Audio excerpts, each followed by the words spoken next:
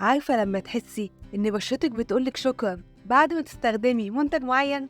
مجموعة أكتي جلو من ديرماكتيف اللي هتنور بشرتك وتمسح كل التجاعيد.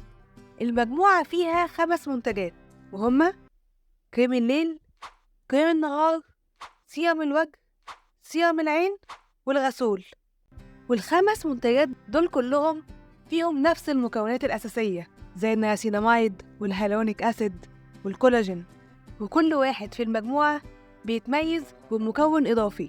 أول واحد هو كريم الليل، وده كنز لبشرتك وحجمه 50 ملي. مكوناته فيها إضافة الريتينول، فبيقلل التجاعيد ويجدد الخلايا ويوحد لون البشرة، وبتستخدميه بالليل بعد السيرم. بس عيبه إنه تقيل شوية على البشرة، بالذات البشرة الدهنية. كريم النهار اللي فيه SPF 30 وحجمه برضه 50 ملي. مكوناته فيها إضافة فيتامين سي، فبيرطب البشرة وبيفتحها، وفي نفس الوقت بيحميها من أشعة الشمس، وبتستخدميه الصبح بعد السيرم. وعيبه إنه برضه تقيل على البشرة، بالذات البشرة الدهنية. نيجي بقى لسيرم الوجه، وده السلاح السري لبشرتك، واللي حجمه 30 ملي. والمكونات اللي فيه مركزة، فبيفتح البشرة وبيقلل المسام والتجاعيد وكمان البقع. وده بتستخدميه الصبح وبالليل قبل الكريم. وعيبه إنه صغير وبيخلص بسرعة.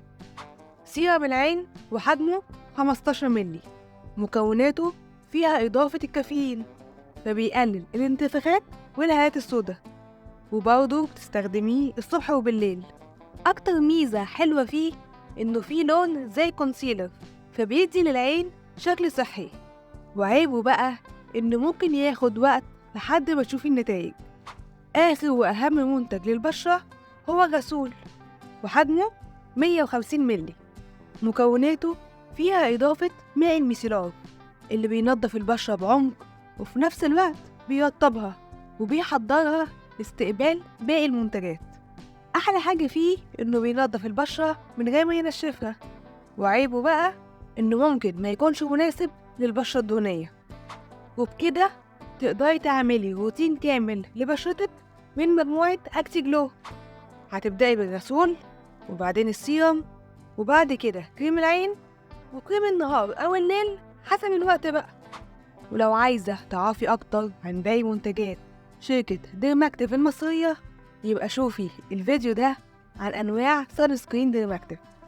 ولحد ما أشوفك الفيديو الجاي، خلي بالك من بشرتك.